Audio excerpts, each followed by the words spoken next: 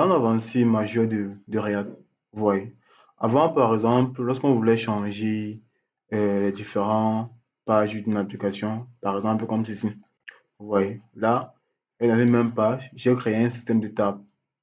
Là, j'ai Home, j'ai About, j'ai Contact, vous voyez. Maintenant, dans les différentes avancées majeures de React, j'ai créé une simple application React.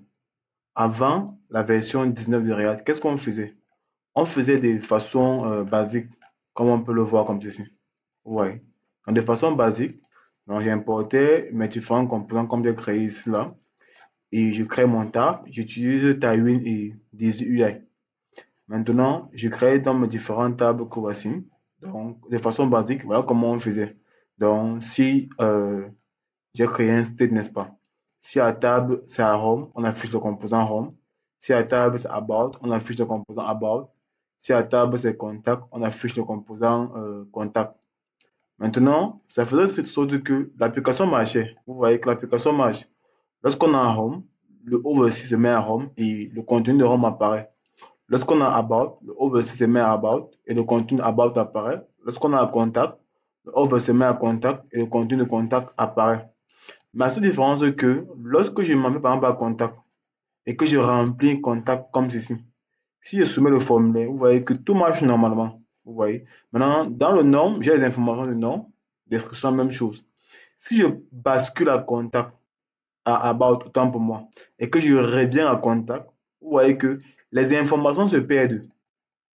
Les informations sont perdues. Alors qu'au départ, j'avais rempli, par exemple, le contenu de contact. Et si je veux, par exemple, regarder qu'est-ce qui se passe dans Home, si je m'en vais dans Home, lorsque je reviens dans Contact, ça disparaît. Là, ce n'était que normal. On disait quoi? Lorsque Home, lorsque Tab est à Home, affiche le composant Home, c'est où? Voici le composant Home, par exemple. Lorsque Tab est About, affiche le composant About, c'est où? Voici le composant About. Lorsque Tab est à Contact, affiche le composant Contact, voici le composant Contact. Vous voyez? Voici le composant contact qui est par défaut vide. Raison pour laquelle à chaque fois qu'on va revenir sur le composant contact, les éléments seront toujours vides. Même si on remplit le composant contact et qu'on change de composant par composant home, quand on va revenir au composant contact, les éléments vont changer. C'est d'où intervient maintenant le nouveau composant de la version 19 de React qu'on appelle les activities. Ouais, donc les activités vont nous permettre de garder l'état de notre composant pour que ça ne réinstalle plus par défaut. Ouais, donc on va donc faire de manière très simple. On va donc utiliser ce même code ici là, mais avec plutôt activity. Là, vous voyez maintenant que j'ai, je n'ai plus utilisé tab parce qu'on a vu que avec cette façon-ci qui marchait, mais ça réinitialisait les composants à chaque fois qu'on revenait dessus. React 19.2 a créé un composant qu'on appelle Activity. Vous voyez, Activity qu'on importe de React. Maintenant, ce que j'ai maintenant là, qu'est-ce que je fais? Que de mettre mon composant Home, comme ceci là, comme on peut le voir. Je mets mon composant Home dans Activity.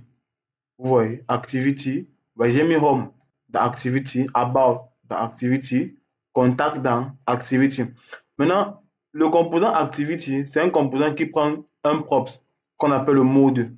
Vous voyez, lorsque le mode est à visible, automatiquement, ça va rendre visible le composant C qui est à l'intérieur de Activity. Lorsque le mode est à hidden, ça va cacher le composant là. Vous voyez, Activity vient avec un props qu'on appelle le mode. Si mode est à visible, ça montre le composant qui est dans Activity. Si mode est à hidden, ça montre, ça cache le composant qui est dans Activity. C'est la même chose que je fais donc pour les autres composants. Vous voyez, que ce soit About Home, About et Contact. Vous voyez. Maintenant, quand je reviens par exemple là, si je rafraîchis un peu mon code, le système marche normalement. J'ai mon Home, About, Contact. Mais maintenant, si je remplis un composant, par exemple Contact, je remplis par exemple le nom et la bio. Si je m'en vais dans un autre composant About et que je reviens en Contact, vous voyez que ça ne s'efface plus. Alors qu'avec l'ancienne méthode, quand vous changez de composant, automatiquement, ça réinitialise totalement le composant. Mais avec Activity, peu importe son changement de composant, vous voyez que ça garde toujours les effets. Même si je soumets et que je reviens About, Je reviens à contact. Vous voyez, ça garde toujours les effets. Ça donne la puissance du composant activity. Voilà, c'est exactement ce que React essaie d'expliquer ici là. Vous voyez, on a le mode. On vous dit que lorsque le mode est hidden, ça se comporte comme un display none en CSS. Visible, ça se comporte comme un display block ou un display flex. On vous montre un peu comment ça marche. On vous dit que voilà comment on faisait avant. Et voici maintenant, si vous voulez switcher, si vous voulez swapper les composants en fonction si elles sont vraies ou fausses, il faut maintenant utiliser le composant activity de React. Voilà dans la puissance en fait de ça, c'est que lorsqu'on swap les composants, ça garde en fait l'état du composant avant que je ne laisse ça. Lorsque tu reviens, on te montre l'ancien état. Ça veut dire quoi? Maintenant, dans vos projets React, si vous voulez faire la façon cela, non, ne faites que la façon ci. Voilà, ça c'est l'ancienne méthode et c'est pas bien. Ça reset les composants chaque fois. Il faut maintenant utiliser maintenant le composant activity. Maintenant, rassurez-vous que vous avez une version, je pense, 19 de React. Au moins la version 19. Parce que c'est un composant qui marche à partir de la version 19.1. Voilà, donc rassurez-vous d'avoir ça dans votre. Rassurez-vous d'avoir la version 19 de React. Peu importe, même si vous êtes sur Next.js, un remix, React Router, Gatsby, peu importe. Parce que tous ces frameworks-là utilisent toujours React. Ça veut dire que si vous avez Next.js 16 qui prend la version 19 de React, vous pouvez utiliser Activity dans vos applications Next.js, dans vos applications Remix, dans vos applications React Router, dans vos applications Gatsby.